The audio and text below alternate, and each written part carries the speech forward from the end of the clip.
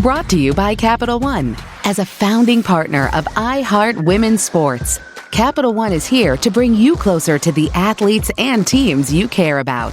And with checking accounts that have no fees or minimums, Capital One is here to handle your banking needs too. Just ask the Capital One bank guy. It's pretty much all he talks about, in a good way.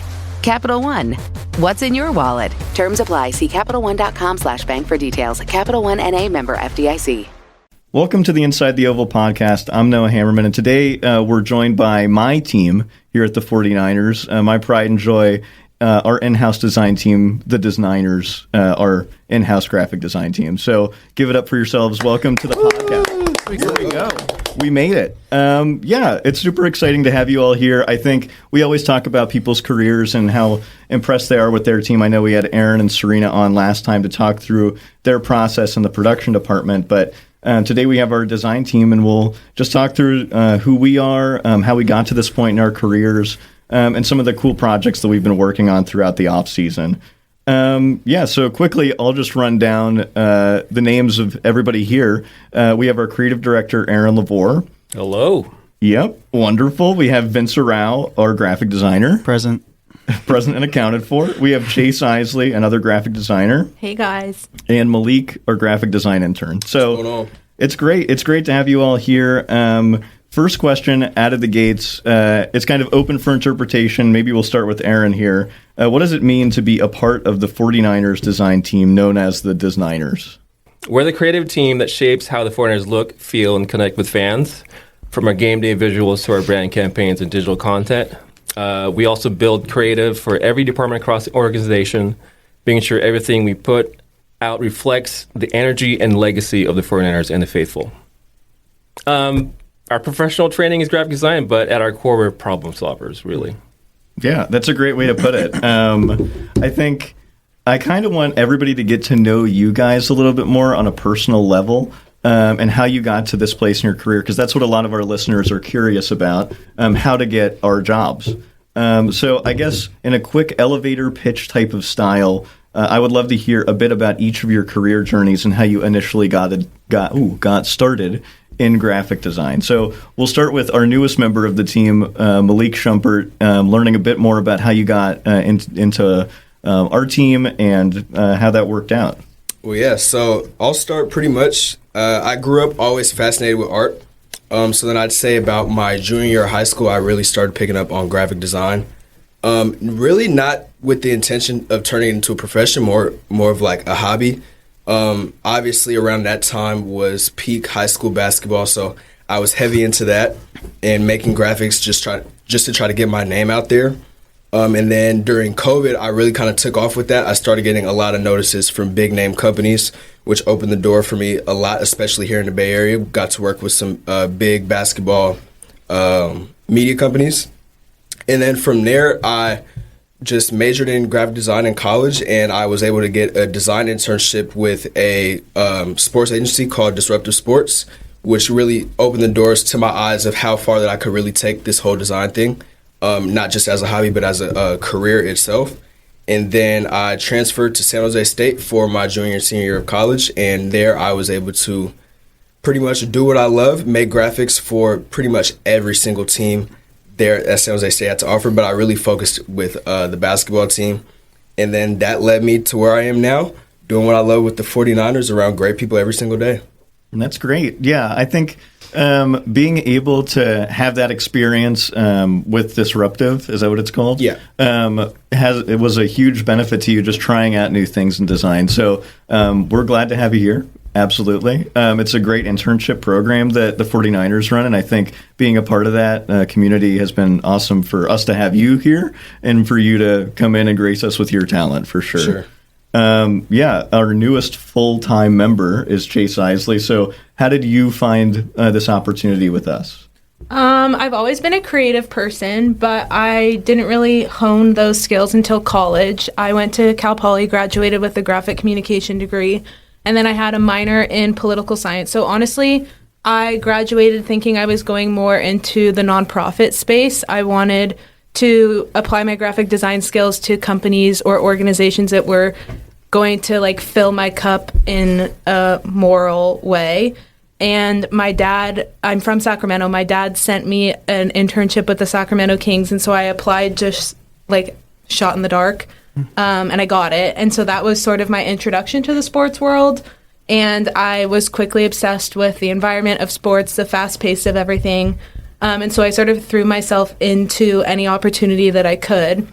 And I actually met some people at the 49ers through a Women's Connect event.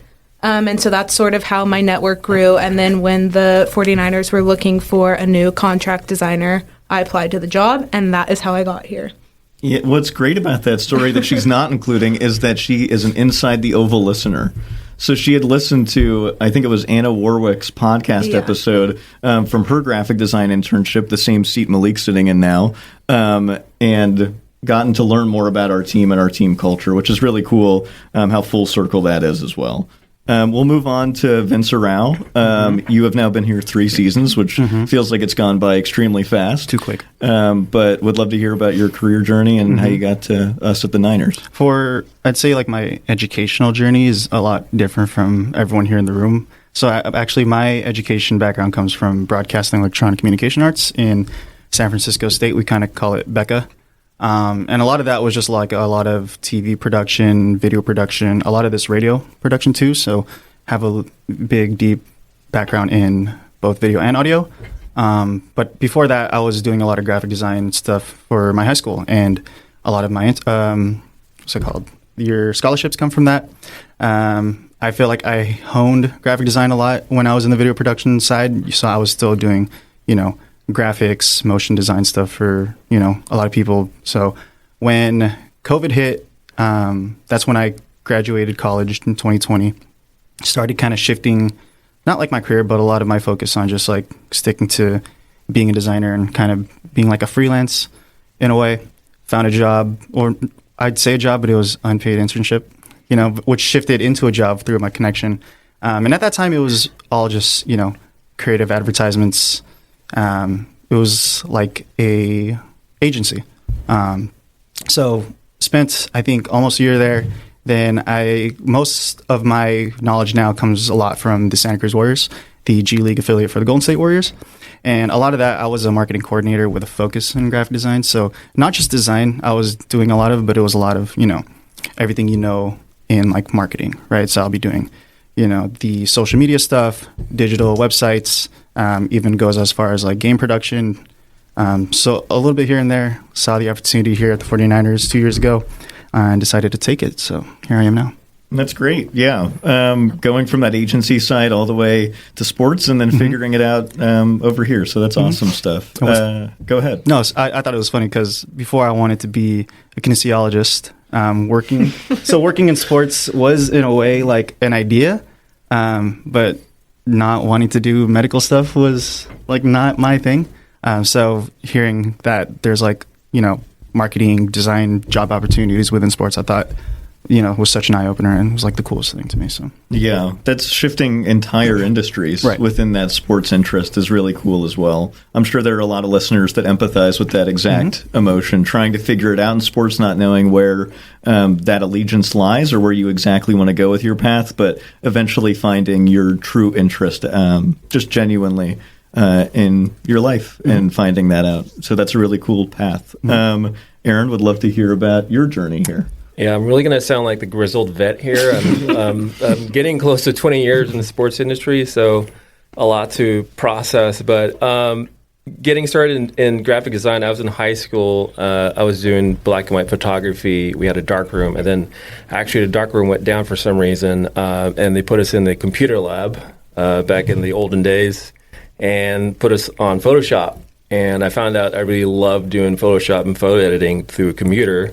And this will really date me that I loved creating CD covers for people. So nice. I'm an older millennial, so that's around 2000, 2001. If you could create a really cool CD cover, you thought you were pretty cool. So yeah, I went into graphic design at San Jose State. At the time, my eyes were on, hopefully working for a local tech company. This is Silicon Valley. There's a lot of opportunities there. I had no idea there was going to be a sports opportunity for me. I actually got a job through a post on Craigslist back in the day, 2007, for the Golden State Warriors. This was on the heels of their We Believe run, which is kind of, it was kind of unbelievable for me. Like, I can't believe I'm seeing this post on Craigslist, which is kind of like the dark webs for selling things, selling bikes and stolen parts or whatever. But I got a job through there. I interviewed really well. I think they liked my personality. I think that knowing that, like, I knew my portfolio wasn't as strong as I wanted it to be, but I think I drew connection with them, with their team right away. So I spent eventually 7 years with them. Some of the best years of my life, like learning everything and connecting with people. And I mean, I could speak for all of us, like working in sports is kind of like a fraternity or sorority where you feel so connected and deeply connected with people you work with that it's hard to move away from it. Like it's kind of like a drug. And yeah, I always wanted to do sports. But I had no idea there was a sports design field. So 7 years there, and then I went into I worked in the city at a couple startups, tech startups, right kind of at the peak of the unicorn phase of app startups. So I worked a couple tech startups, learned a different skill set, and then this opportunity here came about in 2017, which is really a homecoming for me. I've been commuting for over 10 years and found a job here, which is really 20 minutes away from my house. And my son was recently born when I got the job here, so I was like super stoked. But here ever since, building this awesome team that evolves and always gets better. So happy to continue this thing with the designers. Yeah, absolutely. I think it's really cool to see how everybody ended up getting to this point in their career. I know I've gone over my story a little bit in past podcasts, but essentially just had a genuine interest in photography. Took that to my high school basketball coach, and he had me on the JV team, unfortunately, but that's okay. Coach Kersey, it's totally fine. I understand. I know I didn't grow to any crazy heights or anything, so being the 5'9" kid, I just relied on my skills in photography. I stayed there. I kind of learned how to shoot sports. Then I took my photos and ended up designing with them. Had a great time doing that. Took that portfolio and ended up applying to college with that, and then doing design all throughout college to apply to different jobs. Got a bunch of no's, which is a part of the process. Got a bunch of no's, but ended up in the right spot for me, which is across the country, taking a risk. And being out here was the best risk I could have taken for my career. So that's a little bit about my journey and how I got to this point with the Niners as well. But curious on, and I guess we have very complex jobs. Really want to know about the day-to-day. What does the day-to-day life of a 49ers designer look like? So I might toss this one to Vince. What do? You come in, and then what do you start doing? I mean, in a way, it's either the same thing that you do every day or completely different. But that's just like the nature of working in sports. Rundown, I walk in, our intern's already in there, starting grinding. Early bird gets the worm. But, I come in, kind of have expectations. We have this request or design process we go through called Reich, where it's not just us doing cool things for social media and all that stuff, but we have like the system where we get these requests, internally from other departments in our organization. So we'll be getting stuff like flyer requests. We do boards for digital, website stuff. So it's really just whatever goes on my dashboard, whatever we see through our projects is trying to tackle as much as we can. And during the season, it's kind of those like preparations of those graphics you see throughout social media, throughout digital, right? You could be seeing score graphics, our game day stuff, even goes as to like the website headers. Some of those rec requests even translates into the game day stuff. So, other departments have other game day duties. So, it goes as far as like a sign, So really just tackling in-house design, motion graphics when it needs to, video production, and all that stuff. So other than getting our lunch strictly at 12 p.m. and attending meetings, it's a lot of the fun stuff that we do and just sitting around Photoshop, having fun. Yeah. Yeah, that's great. I think the complexity comes in the fact that we could be designing anything from like small 600 by 300 like email graphics to Aaron designed earlier this year the side of that SAP tower banner. Like that entire tower banner is brand new with the Home of the Faithful signage. So I think it just goes to show it can be as small as a little email graphic or as big as a giant poster. And it's a really cool dichotomy. And it allows us individually to stretch our skills in different ways, from print to digital to signage and beyond. So I think it's a really cool thing. The complexity also comes from like timing, right? Where, because I've always said it too, when you work in sports, you don't work in your own schedule or always within the team schedule. And if there's like a breaking news trade, or if there's like any type of, releases or just a new signings, it's like a lot of us tend to get on that high red alert mode, drop everything we gotta do and kind of prioritize like whatever we gotta do to market the team and its latest news. So I think that's the fun part about it. You just never know. Like every day could just be completely different for like one thing. Yeah. So, you drop everything at the at Chipotle? the exact time. Yeah, the Chipotle story. You can listen to a previous podcast for that one. But I'm curious, Aaron, you've been here the longest. How has the design team evolved since you joined this team? I think my favorite part of the design team is it really evolves with how the team around us is structured. There's different ways people work, whether it's more organized flow or shooting from the hip. And I think through all the iterations of the design team, we've always adapted. I think, and I say this line a lot, adaptability is our best ability, and I could say that with any department in our organization. Like that's always what kept us afloat when things got really tough and hard to work through. But the fact that we've gone through these iterations and have this really strong team now, I think we have this really good flow with our work. Yeah, I think it's strong in many ways. Yes, I think all of us are really capable designers, can handle the workload, the projects and everything like that. I think it's also strong in chemistry, something you've prided yourself on building with our team. I think we pride ourselves on that team chemistry and culture. But Chase, what is your favorite part? I'm calling you out here about working for the 49ers brand. I think the brand at large is a very prestigious one. And so kind of going back to what I was talking about earlier about wanting to feel like my cup was being filled, like the 49ers are like a good team of people. They prioritize the community, all those sorts of things. So it feels good to say that you work for that brand. But then on a smaller level, our specific team is freaking awesome. Everyone's hilarious. I could literally brag about our team all day long. I do brag about our team all day long. I think we have a really like close-knit group of people, and it's funny and fun, and it doesn't feel like you're coming to work. And I think that is really important, especially because like Vince said, like some days are super busy and you're working weird hours, and to show up and be with a group of people that just make it fun is huge. So I would say that is probably the best part about working for this brand. The room culture is very, very important. I think we don't realize it, but we keep it sacred that our room has this kind of good energy all the time. And if the energy isn't good, we'll pick each other up. There's some days where we are like that, but generally we could be working hard, and if someone walks into a room, you couldn't tell if we were working hard or not. I mean, it's always loose when even we're crushing it. Yeah, I think that's a great point, and something that we always want to have is just an openness and rely on each other. I know Aaron mentioned the pick-me-up mentality, but it's that we always talk about it as the football team, but also with our own team, the I got your back mentality.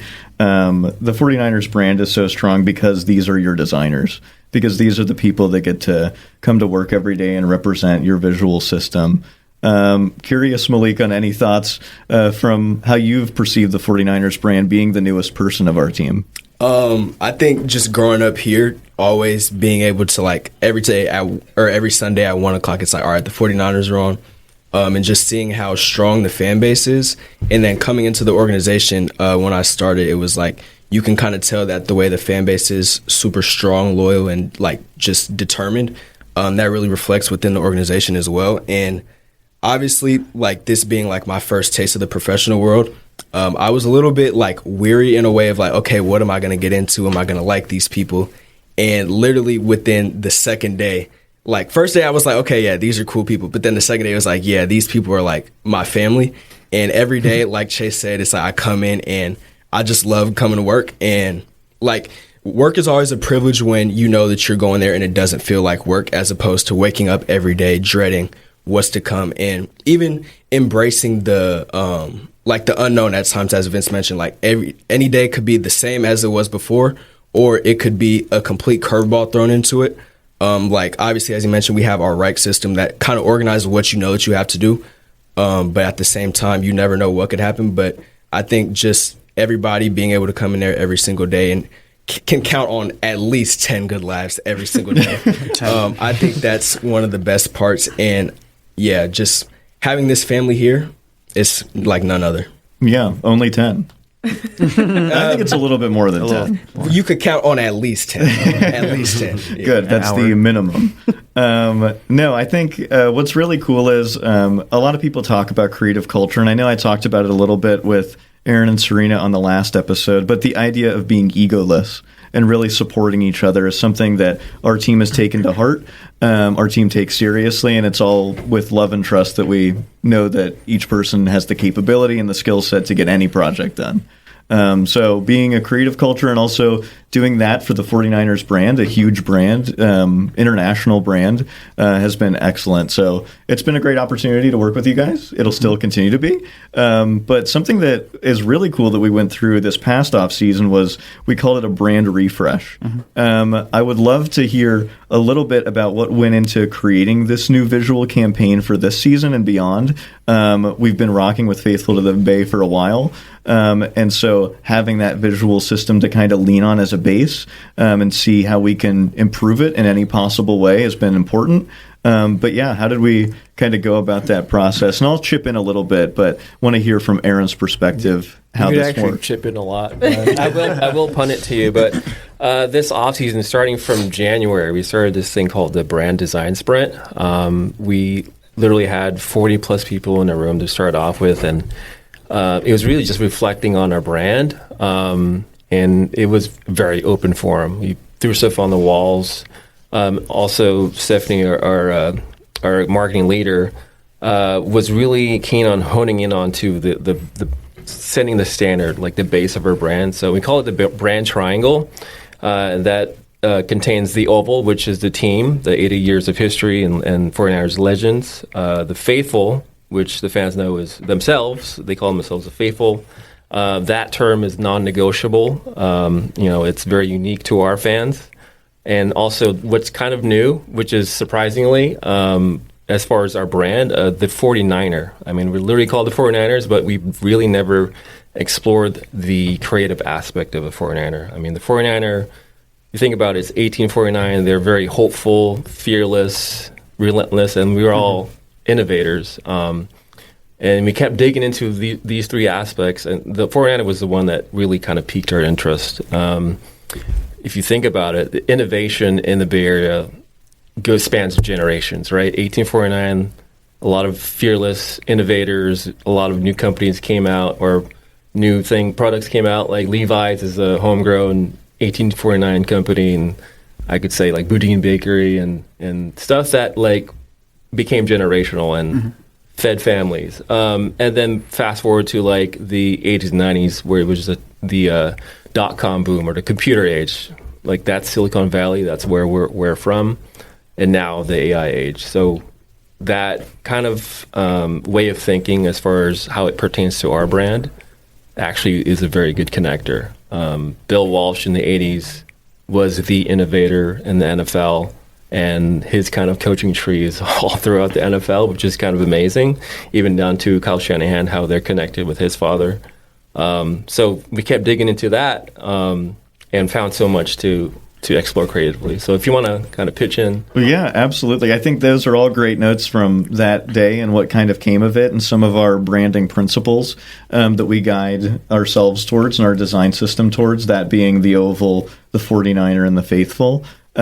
this process of doing the brand design sprint was brand new to us. It was introduced to me from hosting these all NFL calls with our creative teams across the league, and somebody named Katie from the Carolina Panthers. We ended up meeting her not too long ago. Chase and I did at a conference down in Miami, but she introduced me to the idea of a brand sprint in sports. I had never heard of it in the sports context. I know that companies like Google and Apple have these kind of design sprints all the time, and it's pretty common practice, but trying this out at a brand level really interested me.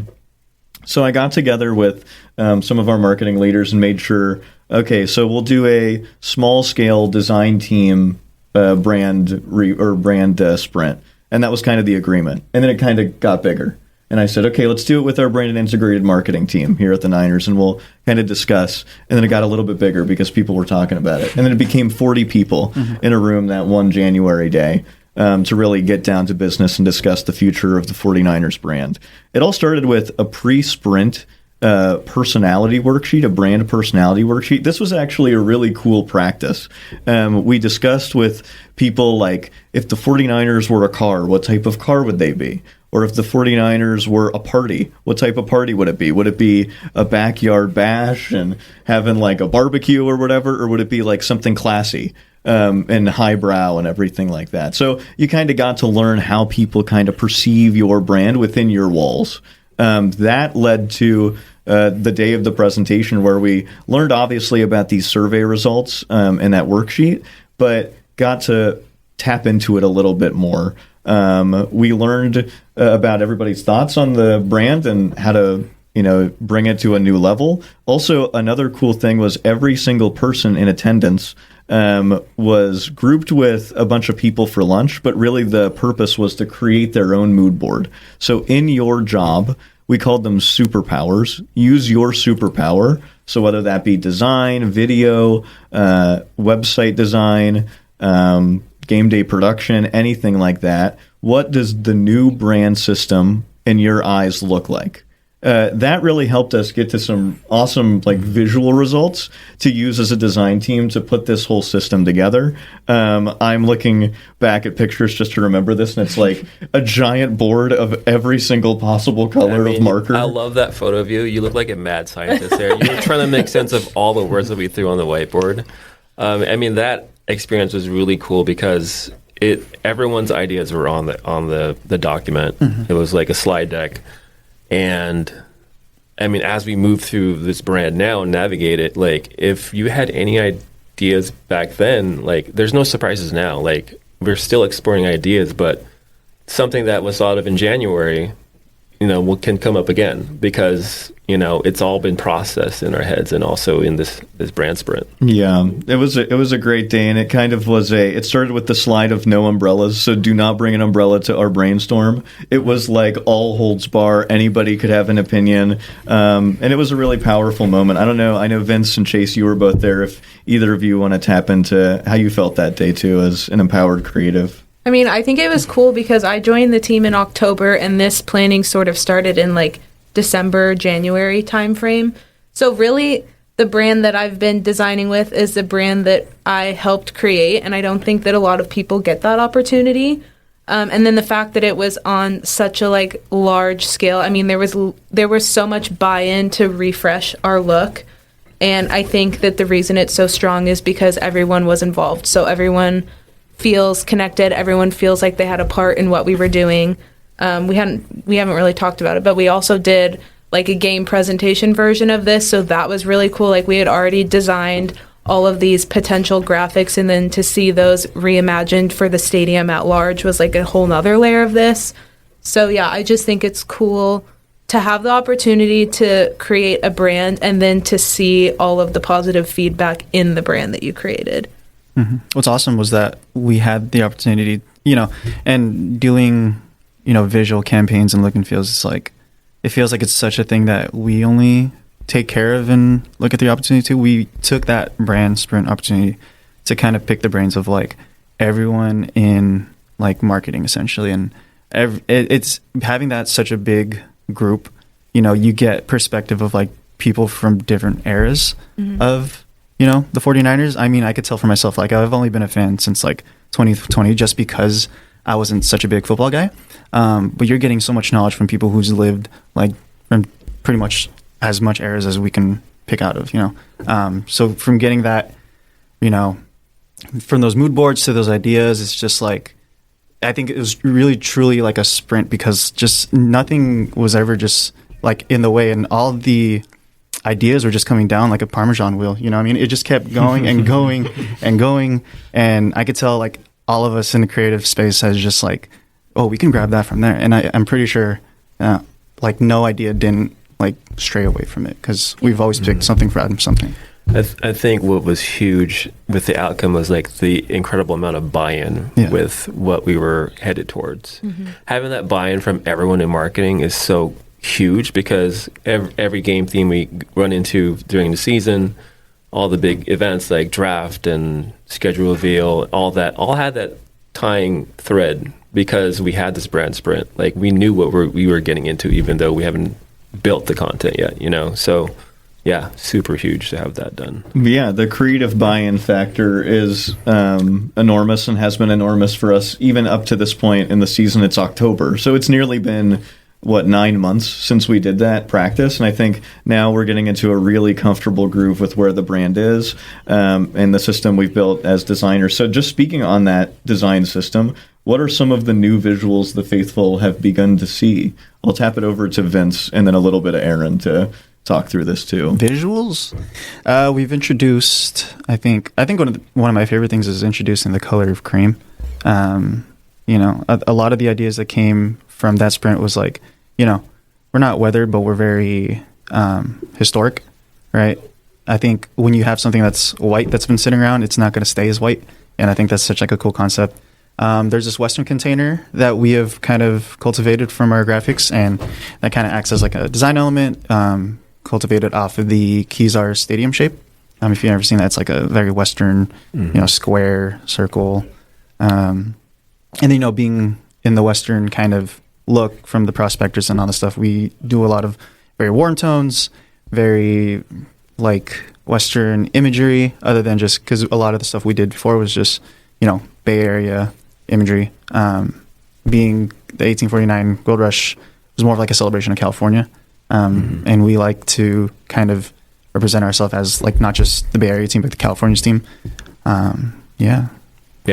Bay Area expanding into California. I think there's so much beauty in California as a whole. I mean, mind you, like Southern California is full of 49ers fans. We've seen it with takeovers of other stadiums, and that's not, it's not short on us. So we kind of lean into that, using imagery of, Western natural, like state parks and stuff like that, like the natural beauty of California coastline, the mountain regions, like it's all part of, the formula. What I love is like we even dug into local architecture. So the Victorian style homes was a big part. You mentioned the Western container that was also inspiration from Victorian architecture.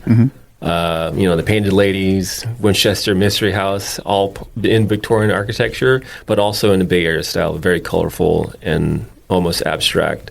So embraced all of that and kind of formulated into this new brand. So with what the fans are seeing in stadium, in the giant LEDs we have now, and in the stadium intro is very Western, it's very 49er. We really dug into, the gold mine. It's very fantasy, like it, in actuality, I don't think it, the gold rush, people weren't digging into gold mines. They were panning for gold, but it's fun to think about like kind of that Disney-esque, theme where it just becomes very visual and very cinematic. So we love that part.